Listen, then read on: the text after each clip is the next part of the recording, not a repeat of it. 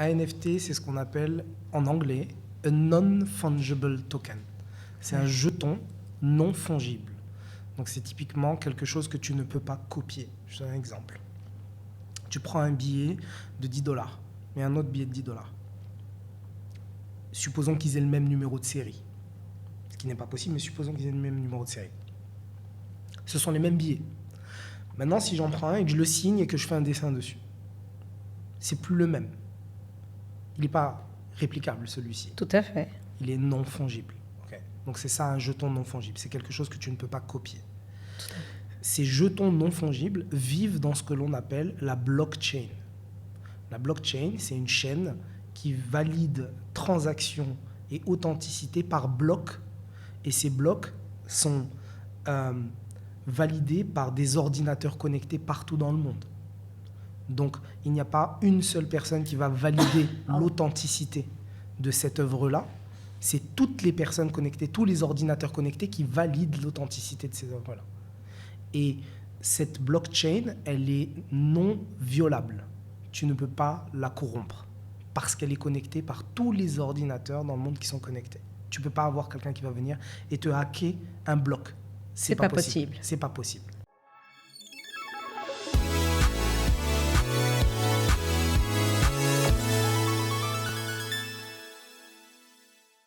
Salut Nizar. Salut. Bienvenue dans mon podcast French Stuff. Merci beaucoup de me recevoir. Donc Nizar, tu es collectionneur, investisseur et créateur de NFT. Oui, effectivement. Ouais. Mais avant de commencer, j'aimerais que tu me parles un petit peu de toi. C'est toujours la première question que je pose à tous mes intervenants. Donc, qui tu es? Qu'est-ce que tu fais? Quelles études as-tu fait? Comment as-tu atterri dans les NFT? Ok, je vais essayer de faire la version courte. D'accord. Je m'appelle Nizar Benchikroun, je viens de Marrakech, au Maroc, où je suis né, j'ai grandi. J'ai fait le système scolaire francophone, d'où mon accent, j'imagine, francophonisé. Ça va. J'ai fait mes études supérieures à Paris. Je fais un master en marketing et en gestion d'entreprise à l'Institut supérieur de gestion. J'ai vécu en Autriche, à Vienne, où j'ai fait mon stage de fin d'études aux Nations Unies. Ça fera sens par la suite, c'est pour ça que j'en parle. Je suis rentré au Maroc en 2008, et puis j'ai travaillé dans un peu tous les secteurs d'activité qui me permettaient de développer un savoir-faire que j'étais en train de faire grandir, qui était celui des réseaux sociaux. On parle de 2009. Donc on est très tôt dans l'avènement des réseaux sociaux. C'était le début. Oui, c'était le tout début. Ouais. Mon premier compte Facebook, c'est 2007. Moi aussi. Voilà. Donc mars 2009, je commence à comprendre qu'il se passe quelque chose. Ouais. Et je ne veux travailler que dans des industries qui comprennent cette technologie et qui vont me permettre d'apporter, on va dire, ce savoir-faire pour augmenter la pertinence et le chiffre d'affaires des entreprises pour lesquelles je vais travailler. Donc je travaille pendant 3 ans dans le secteur du leisure, donc du loisir, casino, boîte de nuit, hôtellerie. Tu faisais quoi exactement là-dedans? Je faisais relations publiques, communication et marketing pour un très gros groupe hôtelier marocain. Et mon travail, c'était d'utiliser... Enfin, ce n'était pas ma mission. Ma mission était plutôt de drainer du flux. Et j'ai utilisé les réseaux sociaux très très rapidement pour drainer un flux assez extraordinaire qui était tout nouveau en fait pour l'entreprise. J'ai rapidement compris que ce savoir-faire-là pouvait faire bouger des industries. Donc tu as remarqué qu'il y avait vraiment un impact grâce aux réseaux sociaux. Un impact chiffré. Ouais. Donc quand tu augmentes de 20-30% de chiffre d'affaires d'une boîte avec un nouveau flux, tu comprends d'où ça vient. Et c'est surtout quelque chose qu'on pouvait mesurer. À l'époque, la presse... On ne savait pas comment mesurer l'impact de la presse. Tu payais une certaine somme d'argent pour être dans la presse papier ou à la radio, mais tu ne savais pas mesurer l'impact réel. Les réseaux sociaux nous ont permis de faire ça, du moins pour les marketeurs, ceux qui comprenaient ce qui était en train de se passer. J'ai rapidement bifurqué, j'ai voulu ouvrir ma propre boîte de communication et j'ai voulu vendre de l'intelligence. Donc j'ai voulu vendre de l'architecture autour des réseaux sociaux pour des entreprises, mais c'était déjà trop tôt, on était en 2011. Les gens voulaient de l'image plus que de l'intelligence. Donc j'ai bifurqué, j'ai coulé ma première boîte. Donc je suis assez fier de dire que j'ai coulé plusieurs boîtes. C'est comme ça qu'on réussit généralement. Hein. Oui, je pense que c'est une mentalité. La mentalité francophone n'est pas vraiment comme ça.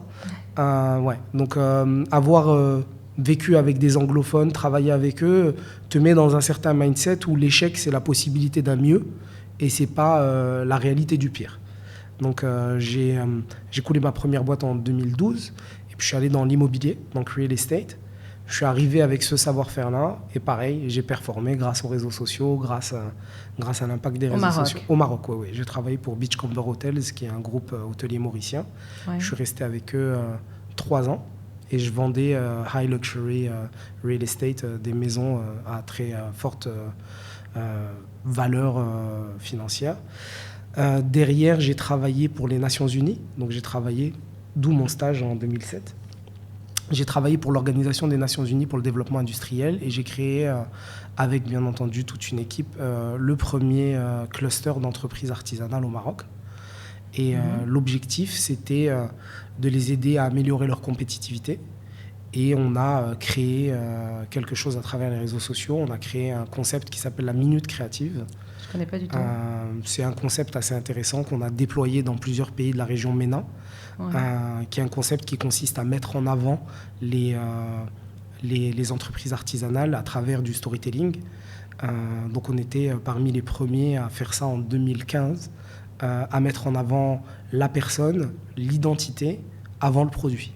Donc on a utilisé des patterns qui se font un peu dans le cinéma, c'est-à-dire que le produit arrive en arrière.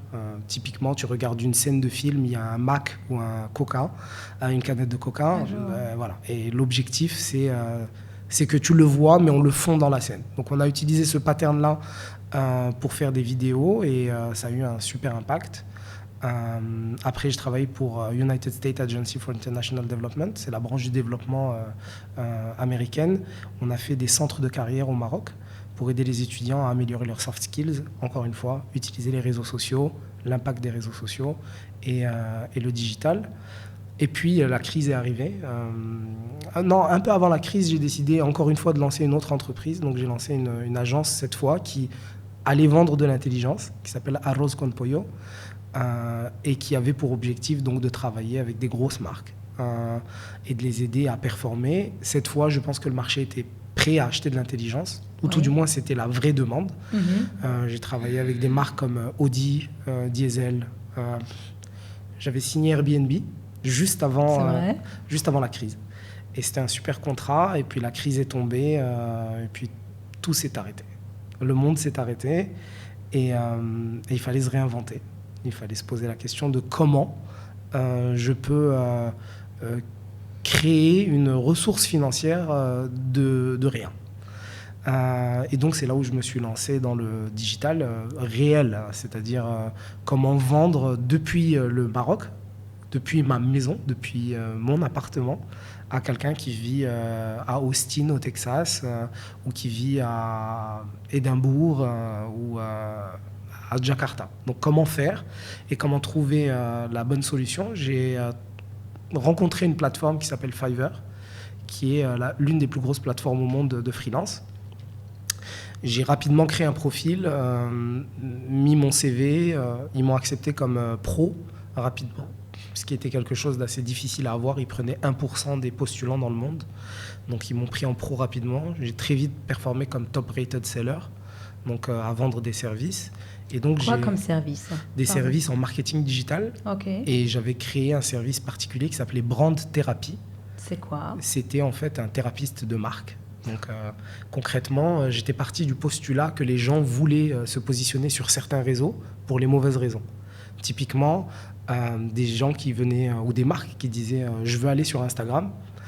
Mais la réalité de leur ambition d'aller sur Instagram, ce n'était pas pour performer pour leur marque, mais c'était tout simplement parce qu'ils avaient la pression de leur famille, de leurs amis, de leurs enfants, qui leur disaient « oui, tout marche pour toi, mais ton Instagram n'est pas bon, tu n'as pas assez de followers, tu n'as pas assez de likes ». Donc il fallait faire une revisite du pourquoi. Et j'avais créé cette branche-là qui a été, ma foi, très prolifique pour moi, pendant un temps. Et dans cette période-là, j'ai rencontré les NFT, en fait. C'est comme ça que tu as rencontré les NFT. En fait, j'ai fait quelques petits investissements en crypto en 2017, quand le Bitcoin était très très bas. Et je ne suis pas allé sur le Bitcoin, je suis allé sur une autre crypto qui n'a pas aussi bien performé que le Bitcoin. Mais j'avais déjà une connaissance de la technologie. Donc je comprenais ce que c'était, je comprenais ce que ça pouvait apporter. C'était un avant-gardiste, quoi. Je suis curieux, je dirais. Je dirais curieux. Avant-gardiste, c'est peut-être pas à moi de le dire, mais la réalité, c'est à moi de le dire. Peut-être. Moi, je le dis. Merci beaucoup. Je le prends comme un compliment. Mais avec plaisir. Je me vois comme quelqu'un d'extrêmement curieux. Et voilà, la crypto en 2017, il fallait être curieux parce que personne ne savait ce que c'était. Le Bitcoin, à l'époque, était à 1800 $, je crois, ou quelque chose comme ça. Avant un all-time high, donc un palier à 65 000 $, je crois, pendant le Covid. Wow. Donc, mais bon, je ne faisais pas partie des gens qui avaient fait cette performance-là, mais j'étais sur d'autres assets qui ont plus ou moins performé et qui m'ont donné une assise financière qui m'ont permis de pouvoir me positionner sur les NFT, parce que comme tu le sais peut-être ou pas, les NFT s'achètent en crypto-monnaie. Ça, je sais maintenant. Je voulais seulement être sûre que ça s'achète qu'en crypto-monnaie, en fait, tu vois. Tu peux acheter en ce qu'on appelle en fiat. Fiat, c'est dollars, euros, toute la monnaie qu'on connaît. Tu peux. Certaines plateformes le permettent, pas toutes. Je pense qu'à terme, il y en aura beaucoup qui le permettront. Mais aujourd'hui, la plupart du temps, ça se fait en crypto-monnaie parce que tu as deux phases de spéculation autour du NFT. Tu as celle de l'offre et de la demande, donc de l'envie. Est-ce que je veux acheter ce NFT ou pas ? Est-ce que nous sommes plusieurs à vouloir acheter ce NFT ou pas ? Donc offre-demande. Et l'autre layer, l'autre ligne de spéculation, c'est celle de la fluctuation de cette fameuse crypto-monnaie qui fluctue de manière beaucoup plus importante que la monnaie normale. Donc si tu veux, il y a une notion de jeu et de risque qui plaît. Voilà. C'est quand même assez risqué aussi.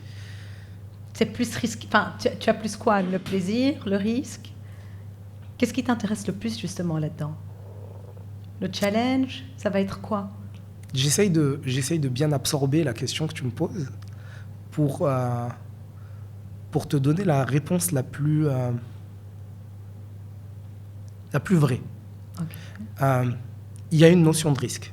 C'est une certitude absolue. Plus il y a de risque, plus il y a de potentiel gain, comme dans tout. Mais la réalité, c'est que si tu te renseignes, si tu travailles, si tu te nourris constamment de l'information, la notion de risque, elle se dilue. Tout à fait. Concrètement, aujourd'hui, si tu vas parler à la plèbe, aux personnes, à tout le monde, tu parles de positionnement sur des assets boursiers ou investir dans le forex, donc la fluctuation entre deux monnaies. La notion de risque, elle n'a pas de caisse de résonance aussi grande que pour la crypto-monnaie. Donc on ne va pas dire c'est super risqué d'investir dans la bourse. On ne le dit plus. Mais en réalité, il n'y a que 4-5% des gens qui finissent par faire des bénéfices dans la bourse. C'est juste le narratif qui change. Aujourd'hui, le narratif, c'est la crypto-monnaie, c'est extrêmement risqué. Oui, c'est risqué. Mais en réalité, c'est que si tu avais acheté du Bitcoin en 2017 à 1000 $, tu aurais fait x60 en 4 ans. Donc, oui, il y a une notion de risque, mais celui qui s'est renseigné, qui comprenait ce que c'était le Bitcoin, qui comprend ce que c'est que la blockchain, il serait allé avec oui, c'est risqué, mais j'investis dans une technologie. J'investis dans quelque chose qui a de la valeur. Je n'investis pas juste dans quelque chose que je pense qui va monter ou descendre en fonction de l'offre et de la demande. Donc c'est même le rapport que nous, on a aujourd'hui avec les NFT, c'est qu'on investit dans des choses qui ont de la valeur et qui sont réellement adossées à la technologie. C'est une technologie. Ce n'est pas juste une image. Ce n'est pas juste une image. On va en revenir. Non. Alors, tu vas justement répondre à cette petite question. Pourquoi est-ce que les gens payent plus de 91 millions de dollars pour de l'art virtuel, justement, de merge, l'œuvre NFT qui bat tous les records, n'est-ce pas? C'est sur le site internet Nifty Gateway que cette œuvre d'art a été achetée pour la coquette somme de 91 800 000 $, 91 800 000 $. À la manière d'un puzzle dématérialisé, cette œuvre est fractionnée en 266 445 unités. C'est Pac. Hein? Le créateur de cette œuvre s'appelle Pac. C'est Pac, ok. C'est Pac numérique partagé en 28 983 acheteurs. Tu ne penses pas que c'est un petit peu exagéré, justement? Et est-ce que l'on peut dire que l'art... Est-ce qu'on peut dire que c'est de la pure spéculation ou pas? Quel est ton avis sur la montant, question? si on enlève le montant, ok? Ouais. C'est le montant ou alors c'est le nombre de personnes, justement? Je trouve que les deux, c'est juste énorme, en fait. Tu sais, il y a quelque chose d'assez Et extraordinaire. c'est qui ce Pac? C'est un artiste digital qui a une très grande renommée dans cette communauté. Et par exemple, il a sorti une œuvre digitale dont tu n'as peut-être pas encore entendu parler pour libérer Julian Assange. Et cette œuvre digitale, c'est un NFT. Et cet NFT n'est révélé que lorsque Julian Assange est libéré. Donc il y a un côté extrêmement intelligent dans la manière de construire et d'utiliser cette œuvre digitale. Je vois. Et revenons plus ou moins à cette œuvre-là de 91 millions de... C'est pas une seule œuvre, hein, c'est toute une collection d'œuvres. Hein. Il y a 260 000, comme tu disais, à peu près de 266 000 propriétaires. Donc c'est plusieurs petites œuvres d'une collection qui valent 91 millions de dollars. Très bien. Si tu voulais vraiment parler d'une œuvre extrêmement chère pour une seule œuvre, on devrait parler de l'œuvre de Beeple, qui a été vendue qui a été vendue par Christie's en 2021, en janvier 2021, oui. Pour 66 millions de dollars. C'est ça. Là, on pourrait se poser la question.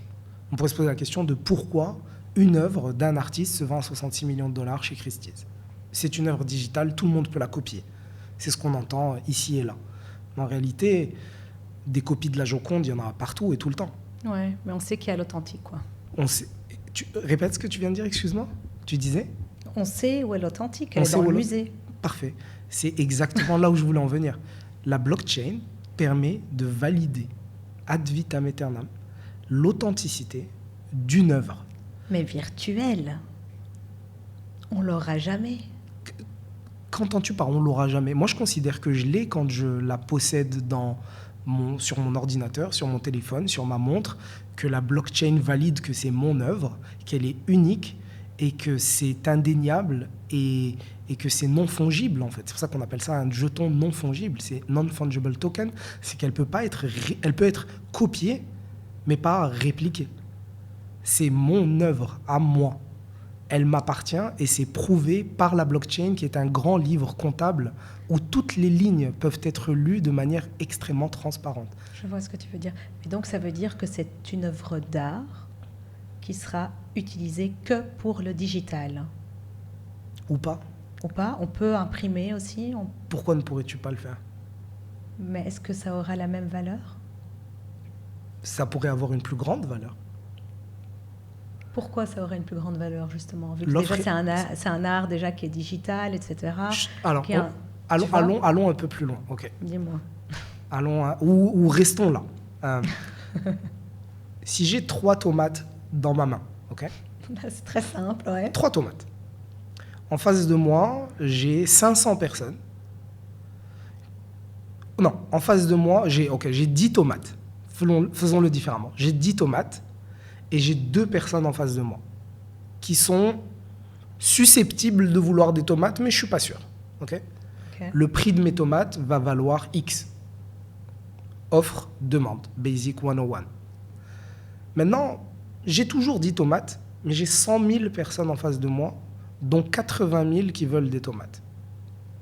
Le prix de ma tomate, il ne sera pas logique, il sera basé sur la demande. Donc, toute la notion de logique de prix se perd parce qu'en face de moi, j'ai 50 000 personnes qui le veulent.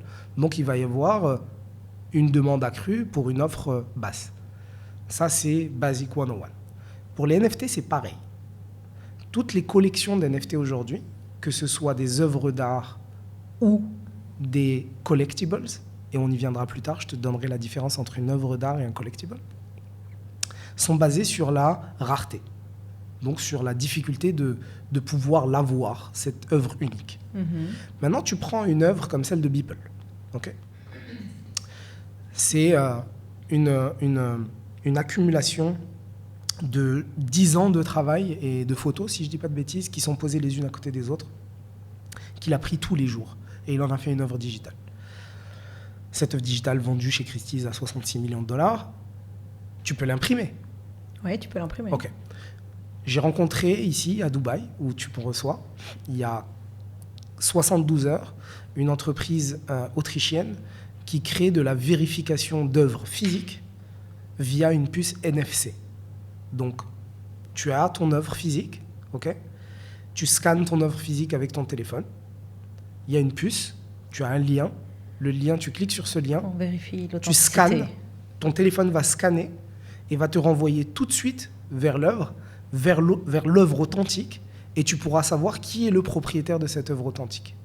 Je vois. Donc, si tu l'imprimes, supposons qu'un musée décide d'imprimer l'œuvre de Beeple et décide de mettre cette puce, tu crées le bridge, tu crées le pont entre le digital et le réel. Et à ce moment-là, tu peux créer en fait une autre poche d'offres et de demandes sur cette œuvre physique. Okay. Ça, c'est un premier palier. Mais qu'est-ce qui se passe si on ne met pas la puce ? Si par exemple, toi, tu as une œuvre, et ben moi je te la copie, je l'imprime et je la mets, je ne mets pas de puce, je ne mets rien, je dis que c'est mon œuvre. Tu crois que tout le monde va venir avec son téléphone scanner pour vérifier l'authenticité de l'œuvre ? Voilà ce qui est extraordinaire. Voilà ce qui est extraordinaire. Quand tu as une œuvre digitale, ce que tu veux, c'est qu'elle soit copiée. Ce que tu veux, c'est que tout le monde la copie. C'est vrai ? Ben, je te donne un exemple. Dis-moi. Okay, je suis un des... quand je dis je fais partie d'une entreprise, okay, dont je suis le cofondateur, qui investit dans les NFT. Okay, et qui va créer des entreprises qui donnent de la valeur aux NFT, mais pas que sous forme d'art, okay, sous forme de technologie. Je suis l'un des, quand je dis je encore une fois, c'est en tant qu'entreprise, l'un des plus gros collectionneurs d'une œuvre d'art numérique, ou plutôt d'un collectible qui s'appelle Bored Ape Yacht Club. Okay. Bored Ape Yacht Club, je porte un t-shirt Bored Ape Yacht Club, donc je me suis permis de venir. En fait. Voilà, il y a 10 000 Bored Ape, donc ce sont, pour la faire en français, pour expliquer, Bored Ape Yacht Club, c'est le yacht club des singes qui s'ennuient.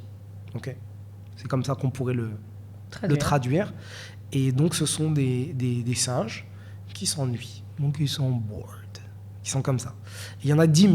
Chaque singe est unique, validé dans la blockchain, vendu en avril 2021 à 0,08 Ether, donc $215.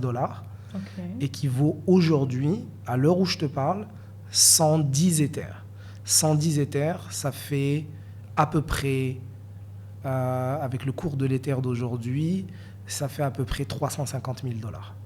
Okay, la figurine. La figurine.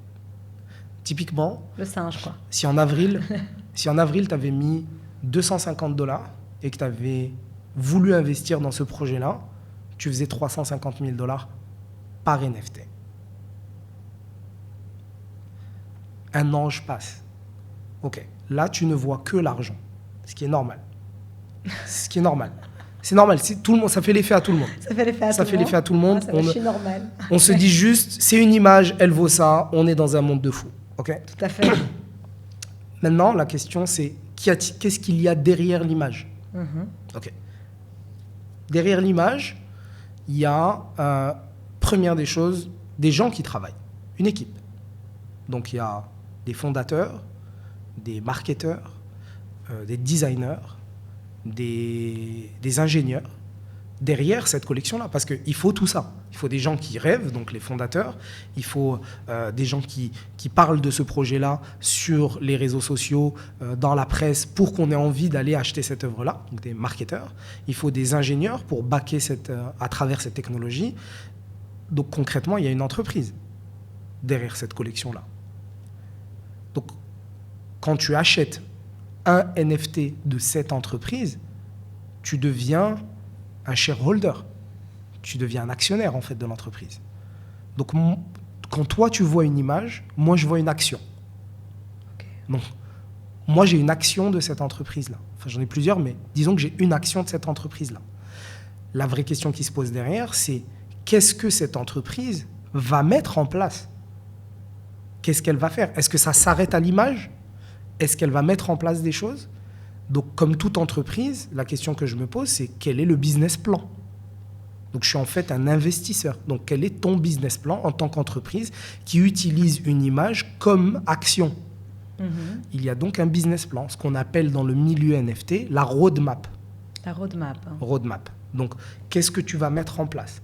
Donc, il y a toute une promesse d'action par l'entreprise Bored Ape Yacht Club qui est mise en place dans le temps.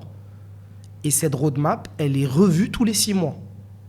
Versus une entreprise classique dans le monde réel, je te donne un business plan sur 10 ans, ce qui ne veut plus rien dire dans le monde dans lequel on vit, parce que pandémie, parce que crise, parce que guerre, parce que donc ton plan sur 10 ans n'existe pas, il n'a aucun sens. Okay? Donc là, c'est revu tous les 6 mois, donc c'est dynamique, et je sais dans quoi j'ai investi. Et voilà ce qui est extraordinaire, c'est que cette action-là, elle vit. Alors, laisse-moi t'expliquer ce que j'entends par « elle vit ». Si tu te balades aujourd'hui sur LinkedIn, Twitter, Facebook, Instagram, tu vas en voir des images, tu vas en voir des NFT utilisés comme photo de profil. Tu vas voir des personnes comme toi et moi qui utilisent comme photo de profil un NFT. Ok ? Ça devient donc des commerciaux pour cette entreprise. Pourquoi ? Parce que quand tu vas voir sur ton fil d'actualité, sur lequel tu passes peut-être en moyenne, on va dire 4 heures par jour, ok ? Quand tu vas voir que des singes, ou tu vas en voir à chaque fois, c'est quoi ce truc-là ? Je ne comprends pas. Par curiosité, tu vas te demander. Ouais, d'office. Une fois que tu cliques, que tu te demandes, que tu te renseignes, parce que tu es curieuse, et que tu vois que cette collection de NFT est passée de $250 à $350 000 en 9 mois, tu te dis, il se passe quelque chose, j'ai pas vu quelque chose passer, c'est pas possible. Tu te renseignes. Et une fois que tu te renseignes, tu commences à comprendre ce que c'est qu'un NFT. Tu commences à comprendre ce qu'il y a derrière le NFT. Tu commences à comprendre la technologie. Tu commences à comprendre ce que c'est qu'en fait la technologie qui permet de valider l'authenticité et la possession de cet asset-là. Donc tu commences à imaginer dans quoi cette technologie peut être utilisée pour être disruptive dans une industrie. L'immobilier, le luxe, les fondations. Dans tout, quoi. Tout. On parle de tokenisation du tout. Les influenceurs. Comment un influenceur va tokeniser sa personne dans le futur? Comment un influenceur... Ça a déjà commencé un petit peu, hein. Il y en a quelques-uns. Ça fait quelques années ça fait quelques années que c'était dans l'inconscient collectif.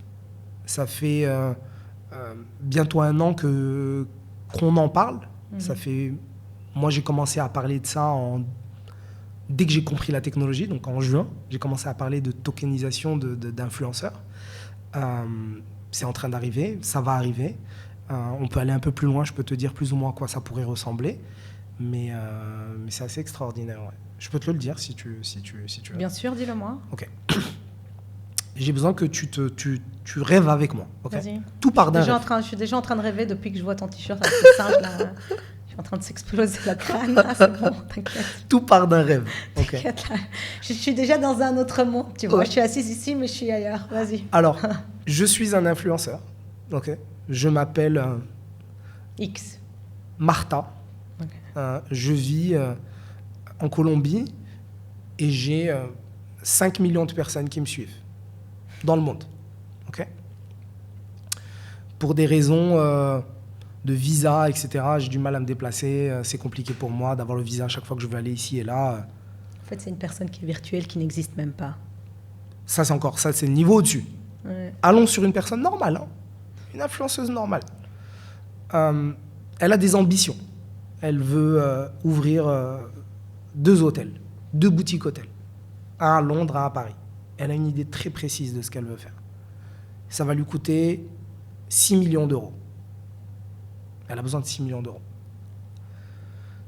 Elle va donc décider de créer une collection NFT de 10 000 NFT. Elle a 5 millions de followers. Hein. 10 000 NFT, c'est un pourcentage petit par rapport aux gens qui l'apprécient, qui l'aiment, qui la suivent, qui lui font confiance. Elle sort 10 000 NFT. Et elle dit, voilà ma roadmap. Je veux créer 2 hôtels qui donneront accès à tous les propriétaires de mon NFT, à ces hôtels avec un prix réduit, etc., etc. Allons plus loin. Elle dit, lorsque vous possédez mon NFT, vous avez accès aux mêmes réductions que j'ai avec toutes les grandes marques de luxe avec lesquelles je travaille. Donc à chaque fois que moi, je reçois un produit de beauté, à chaque fois que je reçois, à chaque fois qu'on me dit conduis cette voiture, on fait une vidéo de toi et on te donne ci ou ça, vous avez le même deal. Si j'ai 20% chez Chanel, vous avez 20% chez Chanel. Si j'ai 15% ici, vous avez 15% ici. Donc elle va aller négocier avec les marques en disant j'arrive avec 10 000 nouvelles personnes qui vont avoir le même deal que moi. Okay ? Donc les marques vont devoir réfléchir à quel est leur intérêt. Elles finiront par accepter, au même titre que les marques ont dû accepter les réseaux sociaux et elles ont dû rentrer et imaginer comment rentrer avec les influenceurs. C'est ce qui s'est passé. Donc elles vont finir par le faire. Donc cette femme, cette Martha, va proposer donc un deal qui est équivalent à celle qu'elle a, un deal via sa roadmap avec les hôtels, accès aux hôtels, etc. Et elle va même proposer aller plus loin. Elle va dire, je sors 30% de ma performance annuelle que je libère aux propriétaires de mon NFT. Si demain, moi, en tant qu'influenceuse, je performe et je fais 10 millions de dollars de chiffre d'affaires, il y a 3 millions de dollars qui vont être répartis aux 10 000 personnes qui ont mon NFT. Et elle va dire un truc simple. Elle va dire, mon NFT, il coûte 2 000 dollars. Elle va dire, pour 2 500 dollars, vous allez pouvoir avoir mon NFT. Fais le calcul. 2 500 fois 10 000, ça fait combien ? 2 500 fois 2 000, ça fait 200... 2 500, donc 2 500, 250 000, 2 500 ça fait 25 millions de dollars. 25 millions de dollars. Elle va lever 25 millions de dollars avec cette promesse-là. Est-ce que tu penses que sur les 5 millions de personnes qui la suivent, pour tout ce qu'elle donne, ils seront capables de donner 2 500 dollars ? Bien sûr. Est-ce que tu penses que ces personnes-là, pour participer à la performance de cette femme-là et la tirer vers le haut, ils seraient capables de donner 2 500 dollars ? Ouais. Ça fait 25 millions de dollars levés. C'est une levée de fonds directe avec ta communauté, en leur promettant un accès à ta performance et à ce que tu es en train de fabriquer. Le NFT prend une toute autre valeur. Maintenant, allons encore plus loin. Imagine si ce NFT, il est fait par un artiste qu'elle adore, qui s'appelle Gianfranco, et qui vit en Italie. Et c'est son ami d'enfance. Et il lui fait 10 000 NFT exceptionnels. Maintenant, imagine que Gianfranco, dans 10 ans, devient le nouveau Basquiat. Maintenant, imagine, va plus loin. Ça a été acheté avec de l'Ethereum. Le prix d'un Ether aujourd'hui, c'est 2 800 dollars. Imagine si l'Ether vaut demain 8 000 dollars. Tu auras performé dans tous les sens. Sur la spéculation sur l'artiste, sur la spéculation sur l'influenceur, sur la spéculation sur l'Ether. Au même titre que tu peux aussi tout perdre. C'est ça, j'allais en revenir. Mais ça coûte 2 500 dollars pour tout perdre. Oui. C'est pas grand-chose. Enfin, c'est pas que c'est pas grand-chose, c'est beaucoup d'argent. Oui, c'est beaucoup d'argent. C'est un investissement. Aujourd'hui, si je te dis, donne-moi 2 500 dollars, il y a un mec qui ouvre un salon de coiffure dans Dubaï, ça va être génial, c'est un influenceur, tu vas cartonner, est-ce que ça t'intéresse ? Ouais, pourquoi pas, tu y penses, c'est un investissement. Et tu vas pas te poser toutes les questions de c'est dur, c'est compliqué, nana, est-ce que c'est risqué, etc. Tu te les poses pas, ces questions-là. Mais cette technologie-là, en termes de spéculation et en termes de ce qu'elle peut apporter, c'est extraordinaire.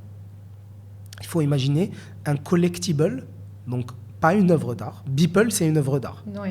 Un collectible, c'est les singes. Il faut imaginer que c'est ton entry point dans un club, que c'est une part de cette entreprise et de la performance de cette entreprise.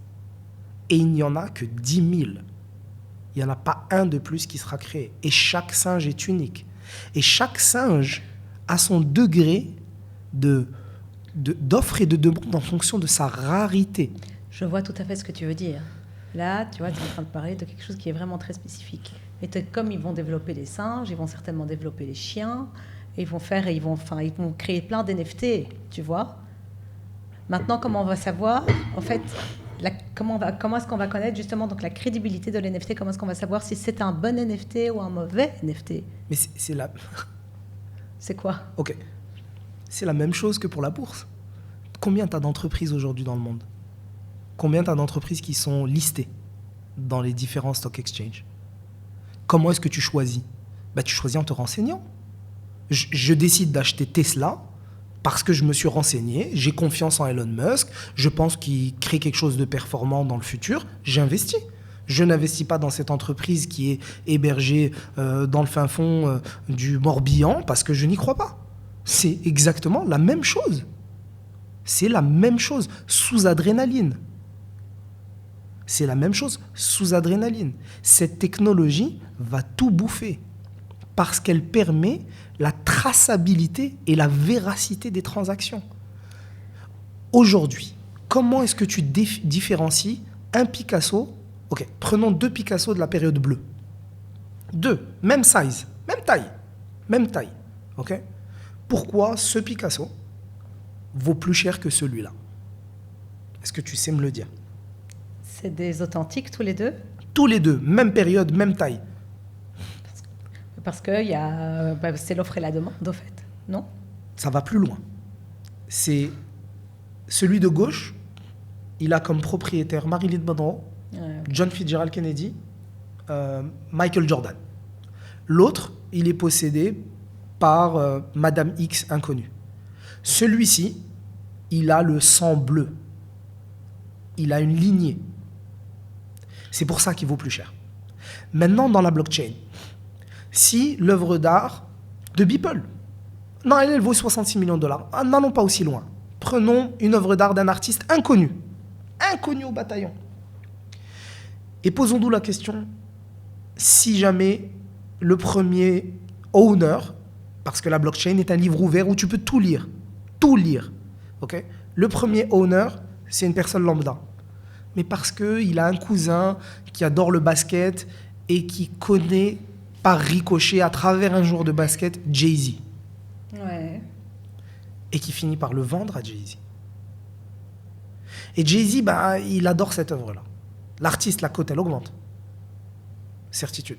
Puis Jay-Z, un jour, il dit, j'adore cette œuvre et tout, mais j'aimerais beaucoup la vendre parce que j'aimerais lever des fonds pour ma fondation. Et je vais utiliser tous les fonds, je vais les utiliser pour la fondation. Il fait une soirée, les gens arrivent, voilà, je vends l'œuvre aux enchères, elle est vendue pour 14 millions de dollars. Le nouveau propriétaire, c'est Elon Musk.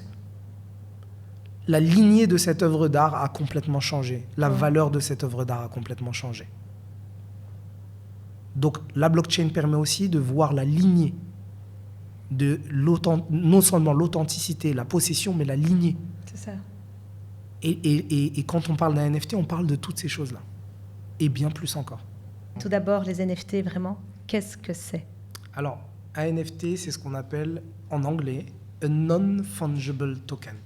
C'est un jeton non fongible. Donc c'est typiquement quelque chose que tu ne peux pas copier. Je donne un exemple. Tu prends un billet de 10 dollars et un autre billet de 10 dollars. Supposons qu'ils aient le même numéro de série. Ce qui n'est pas possible, mais supposons qu'ils aient le même numéro de série. Ce sont les mêmes billets. Maintenant, si j'en prends un et que je le signe et que je fais un dessin dessus, c'est plus le même. Il n'est pas réplicable, celui-ci. Tout à fait. Il est non fongible. Okay. Donc c'est ça, un jeton non fongible. C'est quelque chose que tu ne peux pas copier. Ces jetons non fongibles vivent dans ce que l'on appelle la blockchain. La blockchain, c'est une chaîne qui valide transactions et authenticité par bloc. Et ces blocs sont validée par des ordinateurs connectés partout dans le monde. Donc, il n'y a pas une seule personne qui va valider l'authenticité de cette œuvre-là. C'est toutes les personnes connectées, tous les ordinateurs connectés qui valident l'authenticité de ces œuvres-là. Et cette blockchain, elle est non violable. Tu ne peux pas la corrompre parce qu'elle est connectée par tous les ordinateurs dans le monde qui sont connectés. Tu ne peux pas avoir quelqu'un qui va venir et te hacker un bloc. C'est pas possible. C'est pas possible. Mais tu es sûr que c'est pas possible? J'en suis persuadé à 3000%. Ok. C'est beaucoup plus sécure que Fornox. C'est beaucoup plus sécure que la Fed. C'est beaucoup plus sécure que la plus grosse banque que tu connaisses. Imagine une banque, il y a 6 verrous, okay, pour hacker, on va dire, le système d'une banque. Okay, plus ou moins. Hein, disons que le premier verrou, tu vas devoir trouver un code à X chiffres en 4 secondes. Une fois que tu ouvres le premier verrou, tu as 2 secondes pour ouvrir un code à 12 chiffres, etc., etc. Et ça va de plus en plus dur. Okay. Maintenant, ça c'est pour une banque, imagine qu'il y a 7 verrous. Okay. Bah, pour la blockchain, il y en a 7 milliards. Donc, pour hacker la blockchain... C'est ça, quoi. Il faut le faire 7 milliards de fois. Non, mais quand je dis 7 milliards, c'est ingérable. Plus ou moins, tu vois, c'est pas possible. Donc, en fait, la blockchain, elle fait ça. Donc, ton jeton non fongible, il est validé comme non fongible, comme unique, sur cette chaîne-là. D'où pourquoi on achète en crypto, etc., etc. Et ce jeton-là, ça peut être une œuvre d'art. Ça peut être un collectible. Collectible, c'est-à-dire une collection d'œuvres. Ça pourrait aussi être de la musique ou autre chose? Bien sûr. Ça peut être de la musique, ça peut être une vidéo, ça peut être un poème écrit. C'est juste qu'il a une forme, en fait. Et cette forme-là, c'est un JPEG ou une vidéo ou un son, comme tu disais, et il est validé dans la blockchain comme étant unique, et il s'est validé qui est le possesseur de cette œuvre-là. Donc, en fait, si je devais te donner un exemple ultra concret, transactionnel, ce serait comment, via cette chaîne-là, on peut faire disparaître un notaire. Un notaire, il est là pour valider une transaction entre toi et moi, par exemple, pour l'achat d'un bien immobilier. Tout à fait. Il est la garantie physique du vrai.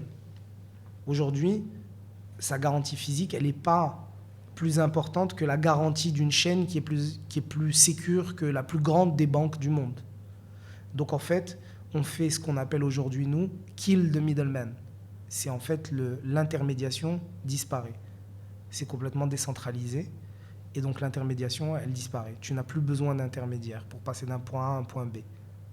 Donc si aujourd'hui, on trouve le moyen avec la technologie qu'on a, et si on arrive à trouver un moyen régulé par les États de pouvoir valider des transactions immobilières, tout va changer. Je vois.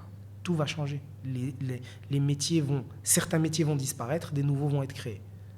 Mais ce qui est sûr et certain, c'est que le notaire va sauter. Au même titre que, par exemple, aujourd'hui, tu peux créer une collection d'NFT, lancer ton album, et tu décentralises, et donc tu enlèves l'intermédiation de la maison de disques. Pareil pour la maison d'édition. Mais en fait, il y a beaucoup de personnes aussi qui vont perdre leur boulot. Comme toujours, à chaque fois qu'il y a une nouvelle technologie, tout le monde a peur. C'est toujours la même chose. Tout le monde a peur. Ouh là là, le robot va me prendre mon métier, etc. Et c'est le fantasme. Donc tout le monde a peur. Mais ce que la technologie fait, et c'est vérifié depuis tous les temps, c'est qu'elle tue certains métiers, mais qu'elle en crée 10 fois plus. Les réseaux sociaux, tout le monde a commencé à avoir peur au début, etc. Et puis, tu as toute une salve de métiers qui ont été créés tout autour. C'est extraordinaire ce qui est en train de se passer aujourd'hui. Pour tous ceux qui ont vécu Internet, Web 0 ou Web 1, donc le début d'Internet, c'est-à-dire j'envoie un email, l'Internet de l'écrit. Donc c'était juste j'écris. Web 1. Web 2, l'Internet social. J'interagis, les réseaux sociaux. Et qui ont vu ce qui s'est passé entre Web 1 et Web 2, tout ce qui a été créé entre Web 1 et Web 2 en termes de richesse, en termes d'interaction, en termes de nouveautés, et ce qui est en train de se passer aujourd'hui entre Web 2 et Web 3, comprennent où ça va. En fait, si tu veux, entre Web 1 et Web 2, on surfait sur Internet. Ouais. Le Web 3, c'est surfer dans Internet. c'est ce que tu es en train de faire en ce moment. C'est ce que je suis en train de faire et j'essaye de prendre ma part de responsabilité, de compréhension de cette technologie pour, partager, pour que les gens s'éduquent à la chose, pour que les gens ne le voient plus comme ce que les mainstream médias vendent, c'est-à-dire un outil highly spéculatif, parce qu'ils focusent que sur une chose. Tu achètes un singe à $300 et il vaut $350 000, bien entendu, tout le monde va parler de cette histoire-là. C'est génial, c'est extraordinaire, ça ouvre des possibilités financières fantastiques. Mais la technologie va beaucoup plus loin. Elle va beaucoup plus loin. Donc nous, notre travail, c'est d'en parler, parce qu'on comprend, mais aussi de fabriquer, aussi de participer. Donc qu'est-ce qu'on fabrique ? J'y reviens. Comment ces œuvres sont créées et sur quel programme, justement ? Alors, et comment est-ce que ces œuvres sont-elles exposées ? Est-ce que tu penses qu'un jour, on pourra voir des NFT dans des galeries ?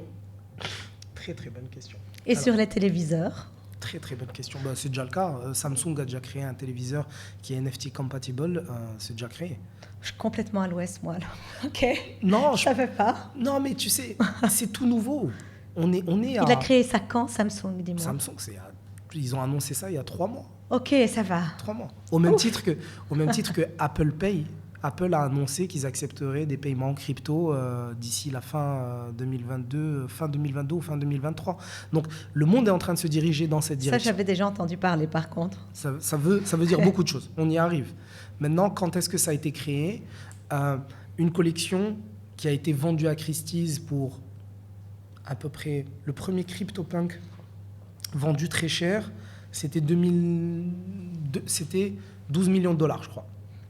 Quand Beeple vend son œuvre à 66 millions de dollars chez Christie's début 2021, la collection CryptoPunk, qui se targuait à l'époque d'être la première collection NFT, créée en 2017, dans la communauté, il y a beaucoup de questions sur sont-ils les premiers ou pas. Ce qui est sûr et certain, c'est qu'ils ont été... Ils ont été un vecteur de mouvement très important pour les NFT. Et ils font partie des créateurs du mouvement NFT. Sans eux, les NFT n'auraient pas eu la caisse de résonance qu'il y a eu derrière. Derrière cette collection NFT qu'on appelle CryptoPunk, il y a une entreprise qui s'appelle Larva Labs. Aujourd'hui, cette collection de CryptoPunk, elle a été vendue à une entreprise qui s'appelle Yuga Labs. Et Yuga Labs, c'est les fondateurs des singes, donc des Bored Ape Yacht Club. Donc c'est une information qui est sortie il y a 3 jours et qui est une information extraordinaire pour ceux qui sont dans les NFT et pour ce qui va être créé dans le futur.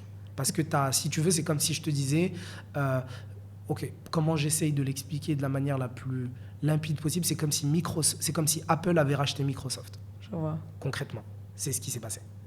Donc, la création des NFT se fait, selon la légende, en 2017, avec les CryptoPunk. Un CryptoPunk, c'était gratuit à l'époque. Tu pouvais avoir un CryptoPunk gratuitement.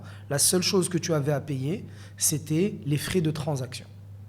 Donc, il faut comprendre que dans la blockchain, quand tu achètes une œuvre, quand tu achètes un NFT, il y a ce qu'on appelle des frais de gaz. Ça s'appelle les gas fees. Et en fait, les frais de gaz, ce sont les frais de transaction. Donc, de faire passer un NFT d'un point A à un point B, tu dois payer des frais. Concrètement, c'est comme quand tu te fais livrer un colis par Amazon, ils vont te mettre des frais parce que tu le fais livrer dans un pays où c'est compliqué pour eux, etc. etc. Donc, concrètement, et ces frais de gaz sont là pour valider la transaction sur la blockchain. Elles payent ce qu'on appelle les mineurs et ce qu'on appelle aussi les gens qui sont sur des nœuds. Donc, en fait, il faut imaginer la blockchain comme une chaîne, en fait, comme un collier. Et à chaque nœud, tu as quelqu'un qui valide la transaction. Je vois. Donc, chaque nœud, je valide. Donc, ces frais-là, ils sont faits pour payer ça. Un CryptoPunk, c'était gratuit en 2017 et ça valait 150 Ethers en août, all-time high, donc au plus haut. 150 Ethers à $4 000 l'Ether, c'était $600 000 le punk. Et aujourd'hui ? Aujourd'hui, ça vaut 80 Ethers, je crois, si je ne dis pas de bêtises, et 8 fois 3, ça fait à peu près $250 000. Donc, tu achetais quelque chose en 2017 à 0, tu payais $10 de frais. Tu avais aujourd'hui à peu près $300 000 de NFT dans ton portefeuille virtuel. Mais c'est qu'un portefeuille virtuel, justement. Comment est-ce que tu utilises cette monnaie ?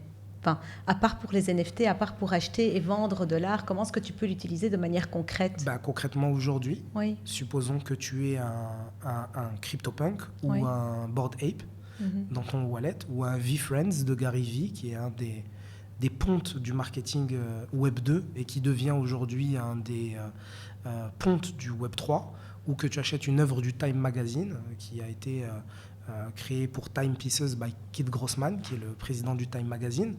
Ça, je te parle d'acteurs, de référence. Okay. Si tu achètes une de ces œuvres-là aujourd'hui, pour, on va dire, allez, supposons que tu es un latecomer. Okay. Tu arrives tout de suite, tu es une grosse entreprise, un fonds d'investissement, et tu veux acheter un Bored Ape pour $300 000. Tu veux, tu comprends, c'est un investissement. C'est un 10 millième d'une entreprise qui est valorisée aujourd'hui à plus de 4 milliards de dollars, et tu penses que, créé en avril, en moins d'un an, ils ont valorisé leur boîte à plus de 4 milliards de dollars. Des jeunes qui, sur leur site web, écrivaient « On veut rembourser nos mamans ». Incroyable. Mais bravo. Hein. C'est extraordinaire. Purée. Extraordinaire. Et quand tu fais partie de ces 10 000 personnes, tu fais partie d'un club où il y a Snoop Dogg, Gwyneth Paltrow, Stephen Curry, et tu te retrouves dans des événements avec ces gens-là autour de toi. Donc c'est un club assez exclusif, quoi. C'est un club exclusif. Donc le ticket d'entrée, il est à $300 000 aujourd'hui, mais il était à $250 en avril. Ceux qui ont fait confiance en avril et qui ont gardé, aujourd'hui sont dans un club où tous les comers, ceux qui vont arriver demain, qui seront de plus en plus connus et importants que ceux qui existent, tu vas pouvoir t'asseoir avec eux à table et tu vas pouvoir prendre un verre à côté d'eux et pouvoir peut-être même faire du business avec eux. Donc, quand tu achètes un NFT à ce prix-là, tu fais partie d'un club. Je vois. Maintenant, je vais reprendre un de tes tweets que tu as justement posté le 13 mars. When I really started to take things seriously in the NFT community, one of my favorite collections was Wicked Craniums. Donc, I went back and forth for financial learnings. Donc, pour traduire, quand j'ai commencé à prendre les choses plus au sérieux dans la communauté NFT, ma collection préférée était le Wicked Craniums. Une des collections préférées. Je suis retournée à la base de mon éducation financière. OK. Donc, j'ai essayé de déchiffrer, j'ai essayé de comprendre ce que tu as voulu dire par là. Je n'ai pas spécialement compris. Donc, tu m'expliques un petit peu? Je t'explique. On fait des mouvements. Ouais. Qu'est-ce que j'appelle des mouvements? Et je vais revenir rapidement à ce que tu me posais comme question tout à l'heure. C'était comment est-ce que je fais pour décaisser? Okay. Et ça va. Et je vais de toute façon, ça va donner ça donne le là à ce que je suis en train de te dire là. C'est que aujourd'hui, tu achètes un NFT à $300 000 et demain, hop, il y a une annonce, un effet d'annonce, ça vaut 500 000. Ouais. Comment je fais? Comment tu fais? Ton NFT, il vaut $300 000 ou 500 000 corrélé au prix de l'Ether. Donc ça fait 125 ou 140 Ethers.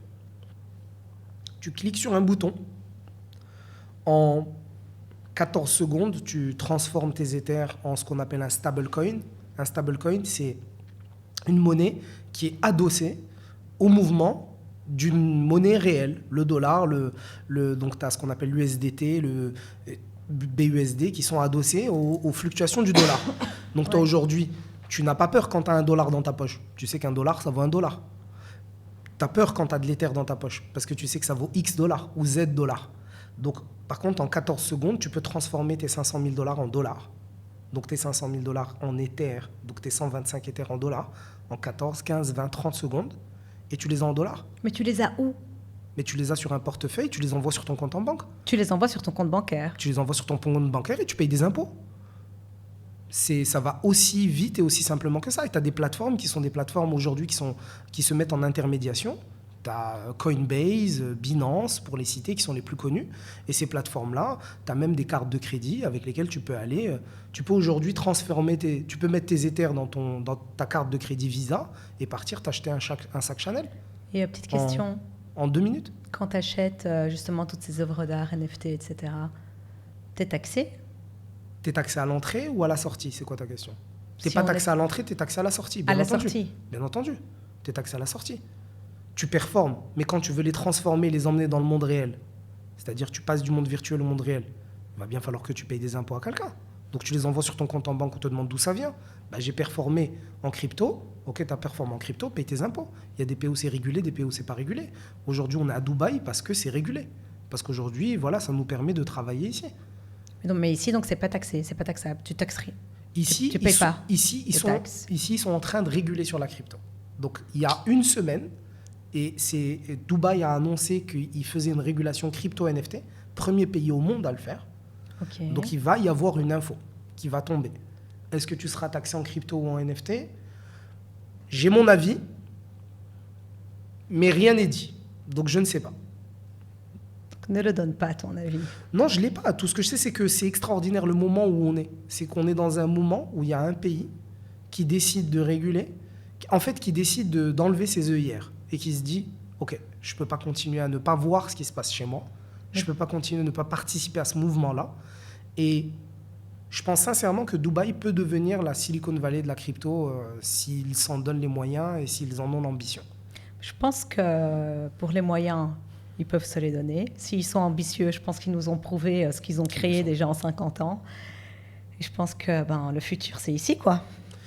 Moi, personnellement, c'est la deuxième fois que je viens à Dubaï. Donc, au début, on travaillait à distance. J'étais consultant avec mes idées et ce que je voulais faire. Et donc, on a créé le fonds d'ici. Je pense que ce qui est en train de se passer ici, c'est... unique dans le monde. C'est ce qu'on appelle un POC, le Proof of Concept. On peut prouver ici que ça marche et le déployer partout dans le monde. Donc, pour revenir à ton tweet et à la question du tweet, Wicked Cranium, ça fait partie des collections qu'on appelle OG. OG, dans la terminologie, c'est Original Gangster. Okay? Donc, c'est concrètement ceux qui étaient là au début, ceux qui étaient précurseurs, les premières collections NFT. Ils faisaient partie des premières collections et ça faisait partie des collections que j'aimais bien. Mm-hmm. J'ai dû vendre pour apprendre, donc faire des mouvements boursiers. Et je me suis éloigné de cette collection-là.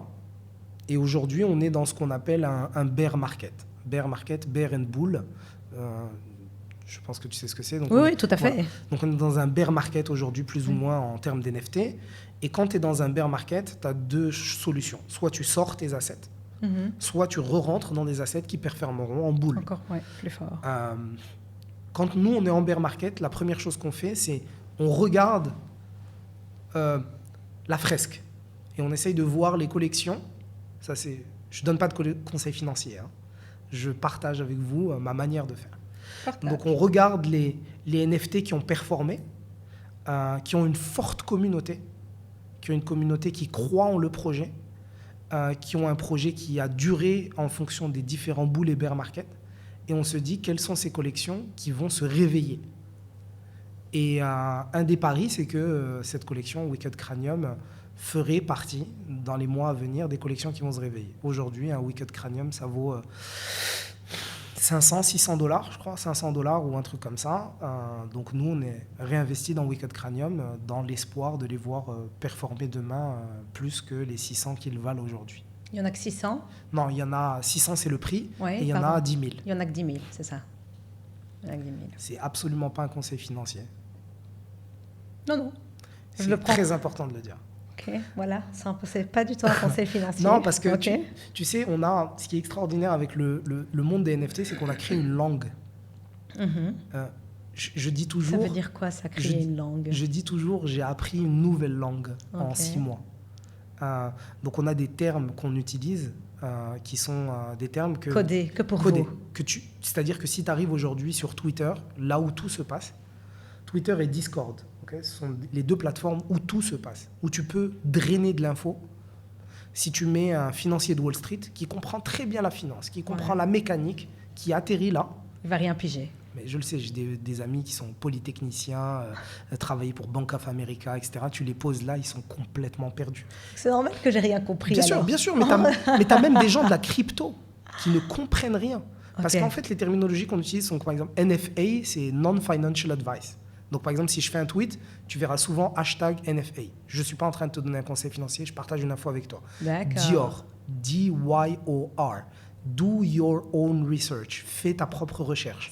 Donc, je te conseille d'aller chercher toi-même Tu vois, FUD. FUD, c'est quelqu'un qui veut casser une collection, qui veut casser l'ambiance de la collection. Donc, on n'a que des terminologies. Never gonna make it. NGME. Quelqu'un qui va vendre un asset trop tôt. Qui les crée, ces WAGMI. We are gonna make it. Nous allons y arriver ensemble. Donc, tu peux voir toutes ces terminologies-là, tout ce lexique qu'on utilise nous tous les jours. Mais qui les a créés? C'est nous, ensemble. Et c'est ce qu'on appelle la culture du mème. Tu sais, un mème, c'est quelque chose que tu vois répéter sur les réseaux sociaux parce que c'était drôle. Eh ben, il y a un truc qui est exceptionnel, c'est par exemple hodl. Hodl, c'est H-O-D-L. Hodl, ça veut dire hodl, ça ne veut rien dire.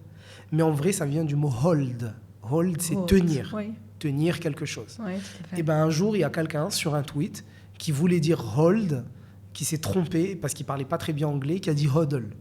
Il est devenu un vecteur d'humour. Les gens commençaient à rire de ça et l'utiliser. Donc, quand il voulait dire « je garde ma position », il disait « hodl ». Et aujourd'hui, quand tu veux dire « je garde ma position », tu dis « hodl ». Et si tu écris « hold », on va se dire « ah, she's a newbie, elle vient d'arriver ». Je vois. Tu vois? Donc... Merci pour les conseils. Hein. Rien. Ah, merci. J'en prends bonne note. Voilà, pour répondre à ton tweet. Enfin, mon tweet vu par toi. Oui, tout à fait. Est-ce que la communauté NFT a peur des spéculateurs et des gens qui n'ont rien à voir dans cet art virtuel? Bien sûr. Mais en même temps, ce ne sont pas ces mêmes spéculateurs qui font exploser les prix. Bien sûr. Et qui font le bonheur et la fortune des créateurs et des premiers investisseurs? Ça, c'est une question tricky. Dis-moi. C'est bittersweet, comme on dit en anglais. C'est sucré-salé. Okay. Je suis désolé d'utiliser souvent des terminologies en anglais. Je suis francophone, mais je vis dans un monde franglais par la force des choses. Tu vois. On est tous dans un monde franglais. Non, parce que des fois, ça peut faire pédant. Tu sais, genre, j'utilise des termes en anglais, mais je travaille depuis 10 ans en anglais. Et aujourd'hui, tout se fait en NFT en anglais. C'est-à-dire la communauté francophone a vraiment du mal à rentrer dans l'espace. Elle a vraiment du mal à faire sa place. Elle a un petit peu du mal à rentrer dans tout, la communauté francophone. Hein. Elle stagne. Elle stagne parce que y a un côté élitiste dans Je parle français qui ne marche pas avec cet état d'esprit-là. Donc aujourd'hui, la communauté francophone, elle essaye de faire sa place et l'une des manières de faire sa place, c'est de créer son intelligence, créer sa valeur ajoutée pour qu'on puisse se dire « Ah, mais les francophones ont une valeur ajoutée, donc faisons-les rentrer ». Mais tout ce qui se fait en français aujourd'hui ne marche pas. Le marché est trop petit, en fait. Il y a trop peu de liquidité. Et la liquidité, elle est en anglais.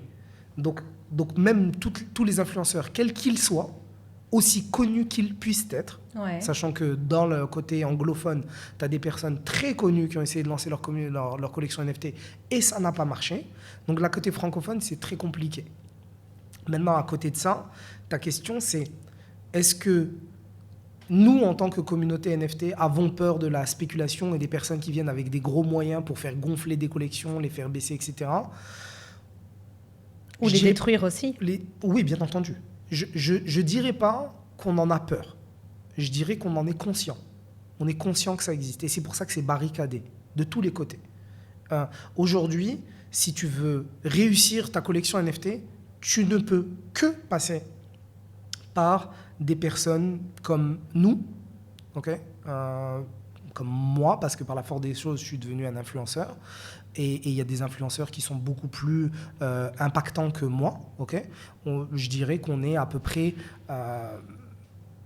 250 influenceurs qui faisons la pluie et le beau temps en NFT. Et on barricade. On barricade. C'est pour ça que quand tu vois des artistes rentrer, la question que nous, on se pose avant de dire « waouh, c'est super » ou de dire « waouh, c'est bien » ou d'investir, on se pose la question de quelle est la valeur ajoutée apportée au NFT, à la communauté NFT, par cet artiste. Si demain, en fait, tu as un artiste qui vient juste parce qu'il voit la possibilité de faire de l'argent avec les NFT, il ne le fera pas avec notre aide à nous. Et on n'investira pas. Et on n'achètera pas. Donc, s'il n'y a pas de valeur ajoutée, on ne sera pas là pour te supporter. Et tu ne peux réussir qu'en passant par ce cœur-là. Parce que l'ambition de ce cœur-là, c'est de faire des choses à valeur ajoutée où l'impact, c'est que tout le monde gagne avec nous. On ne veut pas être dans un système qui est l'ancien modèle. On ne veut pas être dans un modèle où c'est pour que je puisse gagner, il faut qu'il y ait quelqu'un qui perde. On est en train d'inventer un modèle où si je gagne, tu gagnes avec moi. C'est magnifique. C'est la possibilité. C'est la générosité aussi, en fait, non? C'est le partage. C'est pour ça qu'au cœur, il y a l'art. On a perdu, en fait, tout ça, je trouve, de nos jours. Il y a plus, on est dans un monde qui est tellement égoïste. Je pense qu'on a atteint un sommet de la difficulté d'un modèle à aller plus loin dans sa capacité de partager. Je pense que le capitalisme, et ça fait un moment qu'on le dit, qu'il a atteint ses limites dans sa capacité à créer de la valeur pour le plus large, pour tout le monde. Donc on rentre dans un modèle où, pour que je gagne, il faut que quelqu'un perde. Et ça, c'est le modèle dans lequel on vit aujourd'hui. Et je l'entends tous les jours dans les NFT. Ouais, mais si toi, tu fais 300 000, c'est qu'il y en a un qui a perdu 300 000. C'est pas vrai. C'est pas vrai. Ça ne marche pas comme ça. C'est une nouvelle poche. C'est une nouvelle poche qui est créée aujourd'hui. C'est une opportunité de faire mieux, plus fort, plus grand, plus propre, plus vrai. Donc nous, on se protège du monde réel qui vient polluer ce monde-là. Donc on essaye au maximum de construire des choses qui vont donner tout autant que l'on reçoit. Donc on essaye de se barricader et de se donner le temps de fabriquer ces outils-là, fabriquer ces plateformes-là. Donc c'est une nouvelle communauté qui est secrète, n'est-ce pas? Avec des créateurs et des investisseurs NFT. Est-ce que vous vivez comment en fait, vous? Je vais vous faire passer pour des extraterrestres. Vous êtes comment, vous? Enfin, vous êtes artiste, club exclusif. Vous les fous, comment est-ce vous que les vous... fous, comment ouais. est-ce que... Donc, par rapport aux invitations, c'était ce que tu m'avais raconté d'abord, tout à l'heure, n'est-ce pas? C'est pas secret. C'est ouvert à tout le monde. C'est vraiment, par exemple, moi aujourd'hui, si je veux venir et si je veux rentrer dans la communauté NFT, ça va être facile. Je vais rentrer sur... 3 secondes. En 3 secondes. Je vais rentrer sur Internet. Tu sais que j'ai envie de te lancer le pari, de prendre mon téléphone et de le faire pour tout voir, de suite. quoi, tu T'as vois. un compte Twitter? Oui, grâce à toi. T'as un compte Twitter? Salut, je viens de me lancer dans les NFT. Qui peut m'aider? Et tu seras étonné de voir le nombre de personnes C'est vrai. qui seront prêtes à t'aider. Il faudra que tu fasses la part des choses. Savoir qui est là pour t'aider vraiment, qui n'est pas là pour t'aider. Parce que, fatalement, plus tu fais grossir quelque chose, plus tu as du risque d'avoir des gens qui sont pas bienveillants, des voleurs, des tricheurs. C'est vrai partout, dans le monde réel, dans le monde virtuel, dans tous les mondes concrets. Il faut juste s'asseoir et voir quelque chose. Aujourd'hui, ce monde-là, il n'est pas secret, il est ouvert. Tout est ouvert. Tout est ouvert. La performance des portefeuilles est ouverte. Les comptes, c'est comme si en fait les comptes en banque aussi étaient ouverts. Les transactions sont ouvertes. Tu peux tout voir et tout lire, tout est ouvert. Tout est transparent. Tout est transparent, c'est la transparence. Décentralisé, transparent. Aujourd'hui, les médias essayent de créer de la peur, comme d'habitude, comme toujours, pour vendre du papier. C'est pour ça que je fais des podcasts. Mais voilà. On vend plus, la peur va beaucoup plus vite que l'amour, malheureusement, mais moins fort. Plus vite, mais moins fort. Donc nous, on essaye de se focaliser sur l'amour. La peur, c'est un business. Le business de la peur, on le connaît. Donc aujourd'hui, la peur, elle consiste à dire, c'est soit le monde réel, soit le monde virtuel. C'est l'un ou l'autre. C'est soit tu vas vivre dans un monde où on s'aime, on se tient la main et tout va bien, ce qui n'est pas vrai. La guerre, la perte, la famine, la peur, ça, mais on n'en parle pas, ok? Soit tu vis dans un monde où les robots, ils ont pris ta place et tu as un masque et tu es allongé chez toi, affale, et tu reçois à manger et tu ne bouges plus et tu sociabilises plus. C'est pas vrai. On va pas vivre dans l'un ou l'autre, on va vivre dans l'un et l'autre. Tout à fait. Donc la question maintenant, c'est, on a une opportunité de créer un autre monde. Quelles sont les règles de cet autre monde? Quelles sont les valeurs de cet autre monde? Et aujourd'hui, ce monde-là, il a été créé par des gens en qui on n'a pas eu confiance, qu'on a moqué, qu'on a pointé du doigt, on a dit que c'était des fous. Et aujourd'hui, ce monde-là, parce qu'il voit de l'argent ici, se dit « Ouh là là, il faut que j'y aille ». Ça ne va pas se passer comme ça. Nous, quand on était là à acheter des images et que tout le monde se moquait de nous, quand on était là et qu'on était en train de parler d'amour et que tout le monde se moquait de nous, on a travaillé entre nous et on a fait grossir par en bas les choses. Donc quelqu'un qui va venir aujourd'hui avec des gros moyens, on ne va pas le laisser rentrer. Tant qu'il n'est pas là avec nos valeurs à nous, il ne rentrera pas. Tu viens, tu dire. signes un contrat. Le contrat que tu signes avec nous, c'est que tu es là pour créer de la valeur pour les gens. Si tu n'es pas là pour créer de la valeur et de l'amour, tu n'as pas ta place. Et on ne t'aidera pas. Tu feras ce que tu faisais dans le monde d'avant et tu ne vas pas y arriver. Donc on est en train de barricader. Donc on essaye de créer un monde qui est basé sur plus d'amour. C'est vraiment, il faut être vraiment très pur d'esprit. Je pense qu'il faut avoir une ambition. Être ambitieux, pur d'esprit, être quoi aussi? Non, communautaire, il faut avoir envie de partager avec les autres, il faut avoir envie de parler avec les autres. Aujourd'hui, tu sais, tu as des gens qui me disent « Pourquoi tu n'as pas vendu ?»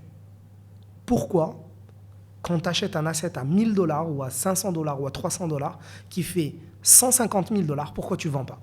Pourquoi tu t'achètes pas une nouvelle voiture? Parce que tu sais que ça va Pourquoi faire tu encore t'achètes plus pas après. une plus grande maison? Il y a deux réponses. Un, c'est que je sais que ça va faire plus. Première chose. Ou alors que Ou je me suis convaincu moi-même que ça fera plus. Mais la réalité, c'est que tu es bien comme ça, tu n'as pas besoin de plus. mais c'est que la communauté dans laquelle je vis, Ouais. à travers cette collection-là, les gens avec qui je parle, mais je peux fabriquer des nouvelles choses avec ces gens-là qui feront beaucoup plus que même cet asset-là. Je vois. J'ai accès à un réseau de personnes qui sont like-minded, comme on dit en anglais, qui ont le même état d'esprit et qui ont les mêmes ambitions. Donc en fait, pourquoi est-ce que je vais vendre mon ticket de loterie, en fait, à avoir accès à de l'intelligence et de l'empathie et de l'amour? Je ne vais pas le vendre parce qu'à travers cette empathie, cette ambition, cet amour, cette connexion, je vais pouvoir créer d'autres choses qui auront un autre impact. Donc c'est un ticket d'entrée dans un club. Tout le monde est le bienvenu. On veut le maximum de personnes. Ouais. Tout le monde peut rentrer, à la seule condition qu'il accepte les règles d'entrée, Qui sont qui sont connexion, amour, partage, bienveillance. Il y a des voleurs, des tricheurs, des menteurs dans notre communauté, Mais c'est ça, c'est ce... comme dans le monde qui existe. Mais nous, notre travail, Mais comment est-ce que tu vas savoir, comment est-ce que vous, votre communauté, va savoir justement qu'ils on sont arrive fiables? Mais bien entendu, aujourd'hui, tu as un compte qui s'appelle, je crois que ça s'appelle NFT Ethics. Donc Ok. tu as des gens aujourd'hui qui ont décidé de faire les policiers, qui ont décidé de pointer du doigt les mauvais, et ils prennent de leur temps, de leur énergie, à chercher les mauvais et à les pointer du doigt. Tu as des gens comme moi qui aujourd'hui pourraient très bien se dire « j'arrête tout et je sirote des cocktails de noix de coco à la plage » ou qui se disent « je vais passer du temps sur les réseaux sociaux et toute personne qui aura besoin de mon aide, je serai là pour elle » et qui se disent « qu'est-ce que je peux construire? Qu'est-ce que je peux fabriquer? Quels acteurs je peux faire rentrer? Quels acteurs voilà. On avait des discussions avec la Croix-Rouge. Comment est-ce qu'on peut emmener la Croix-Rouge dans la métaverse C'est bien à travers ça. les NFT et les aider à remodeler leur manière de recevoir des fonds et le rendre plus transparent. Je travaillais comme je te le disais au début, avec les Nations Unies, avec la coopération américaine. Ils vont rentrer. Ils auront leurs NFT. Ils mettront du temps. C'est normal. C'est des structures lourdes. C'est des structures qui doivent tenir de bout en bout l'information. Mais ils vont finir par rentrer. Parce que la transparence est là. Aujourd'hui, quelqu'un qui envoie 3 Ethers sur un portefeuille, donc 3 Ethers, c'est la crypto, c'est une des cryptos qu'on utilise, mais disons l'Ethereum, envoie 3 Ethers sur un portefeuille, et ce portefeuille est censé donner à l'association Croix-Rouge ou Resto du Cœur, okay, qui ont le portefeuille Z. Toi, tu peux suivre que ton argent, il est rentré dans A, parti dans Z. Tu le vois. Personne ne peut te mentir. Tu sais que tu as donné à cette passerelle-là, qui a donné à cette passerelle-là. Et demain, on pourra même te montrer que ton asset a permis de créer cette école-là dans ce pays-là. La transparence. On veut vivre dans un monde transparent. On ne veut pas vivre dans un monde où est-ce que quand la banque, elle collapse, elle dit « Désolé, ça n'a pas marché. Désolé, le cours de l'or a baissé. Désolé, il y a eu la guerre ici. On a dû taper dans votre portefeuille. On ne sait pas où est l'argent. » On ne veut pas se retrouver dans ce monde-là. On veut créer la possibilité d'un mieux. Voilà. Ma toute dernière question, Nizar, pour toi, parce que je pense qu'on va faire épisode 1, 2, 3, 4, 5, 6, 7, 8, et on va continuer. Donc, ma toute dernière question est plus sur ta vision de ce nouveau monde de l'Internet, justement, que l'on qualifie de nos jours Internet 2.0, 3.0. Web 3. C'est le web, on est déjà au Web 3. La terminologie, c'est Web 3. Web 3, les blockchains, FNT, la métaverse, etc. Que se cache-t-il d'autre? Et à quoi peut-on s'attendre d'ici 5 ans? Ok. Je suis très content que tu me poses cette question. Merci. Et je suis très content de finir sur cette question. Ok. J'étais hier avec une des avec la plus grosse communauté NFT de Dubaï et de la région. Il crée ce qu'on appelle un DAO, Decentralized Autonomous Organization, donc une organisation décentralisée et autonome. Ça s'appelle Arts DAO. Je te les présenterai et je serai très content que tu puisses les rencontrer. Merci. Et le founder qui est devenu un ami en vrai, c'était un ami virtuel, c'est devenu un ami en vrai, me pose la question et me dit c'est quoi ton rêve? Okay. J'ai répondu, j'ai essayé de lui expliquer. J'ai dit avec le Covid et la pandémie, j'ai eu la profonde sensation qu'une énergie m'avait pris ce que je considère comme étant mon droit inaliénable en tant qu'individu, être humain, énergie, de rêver. Qu'on m'avait enlevé cette capacité-là. Que quelqu'un me l'avait prise ou que quelqu'un me l'a barricadée. Les NFT, avec ce que la technologie peut offrir, avec la liberté financière aussi que tu peux avoir en ayant fait des bons investissements, mais surtout avec où tu peux te projeter, j'ai eu la sensation d'avoir recouvert cette capacité de rêver. Et je lui ai expliqué comme ça, et j'ai dit, si je devais avoir un rêve, ce serait celui de participer à un mouvement et apporter ma pierre à l'édifice en créant des passerelles qui donneront la possibilité à toute personne qui entre dans cette passerelle-là de rêver. Donc, qu'est-ce qui va se passer dans 5 ans? Ça dépendra de ce qu'on rêve. Donc, si on a avec nous des gens qui rêvent au bien, au bon, comme aujourd'hui ce qui se passe, c'est-à-dire que hier, on a un projet qui nous a été présenté, qui est quelqu'un qui veut utiliser la métaverse, qui est ce fameux monde 3D virtuel qu'on vend comme étant le monde de demain, et qui dit comment est-ce qu'on pourrait, à travers des masques, donner la capacité à un orphelin de rencontrer l'amour d'un parent ou d'un grand-père, en ayant à côté de lui quelqu'un qui partagerait avec lui l'amour en virtuel parce qu'il n'a pas eu ça. Donc ça, c'est quelqu'un qui s'est assis et qui a rêvé à faire ça. Donc nous, notre travail aujourd'hui, c'est d'aider les gens à rêver et on créera le monde du rêve de tout le monde. Aujourd'hui, on vit dans le rêve d'une élite. On vit dans le rêve que de 3, 4, 5, 10, 15, 20 personnes. J'aimerais qu'on puisse vivre, si possible, dans le rêve de tout le monde. Voilà. C'est magnifique ce que tu dis, Nizar. Sur ces belles paroles, moi, je vais clôturer le podcast avec toi. Merci beaucoup. Si des personnes ont besoin de te contacter, est-ce qu'elles te contactent exclusivement par Twitter ou quoi? Tu me donneras donc tes coordonnées pour que je puisse les mettre.